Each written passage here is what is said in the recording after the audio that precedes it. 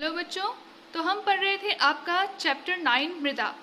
तो इस चैप्टर में अब तक हमने पढ़ा कि मृदा को सबसे महत्वपूर्ण प्राकृतिक संसाधन क्यों कहा जाता है, मृदा हमारे लिए किस तरह से उपयोगी है, मृदा का हमारे जीवन पर क्या भूमिका है। अब तक हमने ये जाना।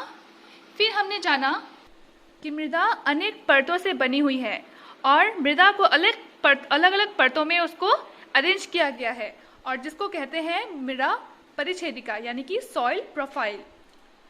तो अगर आपको कहा जाए कि मृदा की विभिन्न परतों से गुजरती हुई ऊर्ध्वाधर कटा को मृदा परिच्छेदिका कहते हैं, तो आपको यहाँ एक प्रश्न के रूप में आपको यहाँ पे क्वेश्चन आ सकता है कि मृदा परिच्छेदिका क्या है। तो आप लोग ये लिखेंगे, ठीक है। आप देखो, इस डायग्राम को मैंने आपको बनवाया था। इस डायग्राम को आपको अच्छे से याद करना है और लेबलिंग के साथ कौन सी परत को क्या कहते हैं, ठीक है। उसके बाद जो अलग अलग परतें हैं उसकी क्या क्या विशेषताएं हैं ये भी आपको जानना बहुत ज़रूरी है, ठीक है। तो यहाँ आपका एक प्रश्न आ सकता है कि मृदा परिच्छेदिका किसे कहते हैं, बताइए डायग्राम के साथ और उन सारी परतों का वर्णन कीजिए। तो आप क्या करेंगे, डायग्राम बनाएंगे, फिर परिभाषा लिखेंगे मृदा परिच्छेदिका किसको कहते हैं। उसके बाद यहाँ लास्ट पैराग्राफ में देखिए लिखा हुआ है, यहाँ से स्टार्ट है आपका जितनी भी परतें हैं उसके बारे में।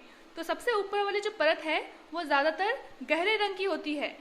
क्यों होती है? क्योंकि उसमें ह्यूमस और खनिज समृद्ध होती है, यानी कि मिक्स्ड होती है। क्या मिक्स्ड होती है? ह्यूमस और खनिज मिक्स्ड होने के कारण जो ऊपर वाली परत है वो गहरे रंग की होती है और ह्यूमस के रहने के कारण ही ये जो मिट्टी है ऊपर वाली परत है वो पेड़ पौधों के लिए उपयोगी है, ठीक है। जो ह्यूमस वाली मिट्टी है वो ज़्यादा उपजाऊ मिट्टी है ज़्यादा, ठीक है। और यही मिट्टी जो पेड़ पौधे उगते हैं मिट्टी के ऊपर उसको पोषण प्रदान करती है। तो यहाँ आपका एक प्रश्न आ सकता है कि कौन सी परत, मिट्टी की कौन सी परत, मृदा की कौन सी परत पेड़ पौधों को पोषण प्रदान करती है, और या फिर जो मिट्टी की सबसे ऊपरी वाली परत है वो गहरे रंग की क्यों होती है। तो आप बताएंगे ह्यूमस और खनिज के कारण, और ये पादपों को पोषण देती है क्यों? क्योंकि उसमें ह्यूमस और खनिज पदार्थ समृद्ध होते हैं, ठीक है। उसके बाद देखिए यहाँ लिखा हुआ है यह परत सामान्यतः मृदु, सरंध्र और अधिक जल को धारण करने वाली होती है। मतलब ये जो पहले ऊपर वाली परत है वो बहुत ही उपजाऊ होती है, सॉफ्ट होती है, ठीक है, और अधिक जल को धारण करने वाली होती है। मतलब जल को अवशोषित करके रखती है, ठीक है, अवशोषित करके रखती है। मतलब ऊपर वाली परत जो होता है ना वो थोड़ा थोड़ा गीला गीला टाइप का, थोड़ा चिपचिपा टाइप होता है, ठीक है। जल को मतलब वो पकड़ के रखती है ताकि वह जल जो पादप होते हैं अपनी जड़ों से खींच सके, ठीक है। तो ये था पहली वाली परत की बारे में कुछ जानकारी है। और भी देखो क्या है यहाँ पे, इसे शीर्ष मृदा अथवा ए संस्तर स्थिति कहते हैं। जो पहली वाली परत है उसको क्या कहते हैं? शीर्ष मृदा अथवा ए संस्तर स्थिति, ठीक है। अब शीर्ष मृदा, और जैसा कि मैंने कहा था कि मृदा पे कुछ जीव जंतु भी आवास करते हैं, वैसे ही देखो शीर्ष मृदा कृमियों, कृतकों, छुतंदरों और भृंगुओं जैसे अनेक जीवों का आवास है, आश्रय है। मतलब छोटे छोटे कीड़े मकोड़े और छोटे छोटे जीव जंतु जो होते हैं, चूहे वगैरह, ये सब इसी मिट्टी के अंदर गड्ढा बना के अपना घर बनाकर उसमें रहते हैं, ठीक है। छोटे पादपों की जड़ पूरी तरह से शीर्ष मृदा में ही रहती है। जो छोटे छोटे पौधे होते हैं उनकी जड़ ज़्यादा दूर तक नहीं पहुंच सकती, ज़्यादा नीचे गहराई तक नहीं पहुंच सकती, तो वो ये ऊपरी परत में ही रहते हैं और ऊपरी परत से ही वो अपनी पोषण को ग्रहण करते हैं, ठीक है। अब शीर्ष मृदा के नीचे जो परत होती है उसमें ह्यूमस थोड़ा कम होती है। इस वाले परत में ह्यूमस थोड़ा कम होती है, लेकिन यहाँ पे खनिज बहुत अधिक होती है, ठीक है। यह परत सामान्यतः अधिक कठोर और अधिक संहत होती है। मतलब कठोर मतलब भारी होती है और घना होता है, ठीक है। ये जो मिट्टी है सेकंड परत वाला मिट्टी ये भारी है और घना होता है बहुत ज़्यादा, ठीक है। और बी संस्तर स्थिति या मध्य परत कहलाती है। तो इसको क्या बोलते हैं? सेकंड परत को बी संस्तर स्थिति या मध्य परत कहते हैं, ठीक है। तो हमने अभी पहला वाला परत और सेकंड वाला परत जान लिया। अब हम सी परत को देखेंगे।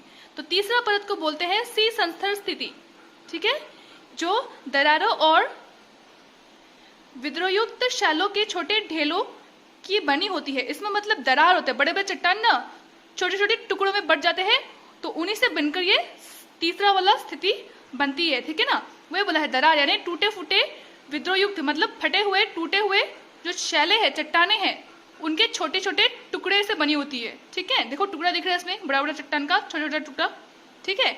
अब सबसे नीचे जो परत होती है उसको आधार शेल कहते हैं, जो बहुत भारी होता है, कठोर होता है और फावड़े से खोदना कठिन होता है। यानी कि जो फावड़ा होता है ना, हथियार जो होते हैं मिट्टी खोदने के लिए यूज करते हैं हम लोग, तो उससे खोदना बहुत मुश्किल होता है, क्योंकि ये बहुत ही सख्त होता है, क्योंकि पूरे मिट्टी में यहाँ पे ये जो चट्टान है ना, चट्टान यहाँ पे मिट्टी कम होता है, ये चट्टान सख्त होता है, बहुत टाइट होता है, ठीक है, कठोर होता है, इसको खोदना मुश्किल होता है। तो इसमें लास्ट आपका जो स्थिति है, इसमें ज्यादातर बड़े बड़े चट्टान मिलते हैं, ठीक है। और इसके ऊपर वाले में छोटे छोटे चट्टान के टुकड़े, उसके ऊपर वाले में ज्यादातर खनिज मिलते हैं, और उसके ऊपर वाले में ह्यूमस और खनिज मिलते हैं, ठीक है। तो आपको ये पूरा पैराग्राफ याद करना पड़ेगा, ये पूरा स्थिति के साथ, कौन सा स्थिति में क्या है, उसकी क्या विशेषता है, आपको डायग्राम के साथ याद करना पड़ेगा, ठीक है। अब हम पढ़ेंगे मृदा के प्रकार, ठीक है, मृदा के प्रकार पढ़ेंगे। अब देखो मृदा के अलग अलग प्रकार होते हैं, क्यों होते हैं? हम जानते हैं कि मृदा किससे बना है, शैलों से बना है, और शैलों के ऊपर रहने वाले विभिन्न पदार्थ के छोटे छोटे कणों से बना है, ठीक है।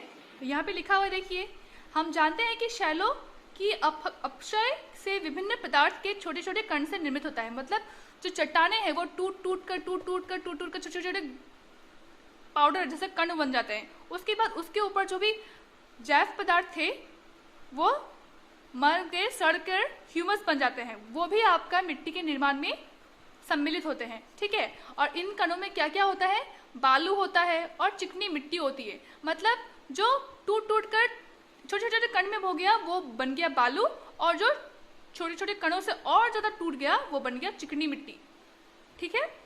अब देखो किसी मृदा में बालू और चिकनी मिट्टी का अनुपात उस मूल शैल पर निर्भर करता है जिसके कण से ये बना है।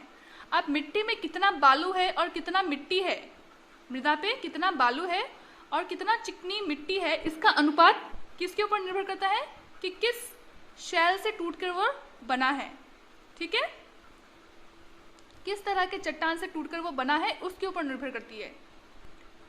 और शैल, जैसे मैंने कहा, शैल कणों और ह्यूमस का मिश्रण ही आपका मृदा कहलाता है, ठीक है।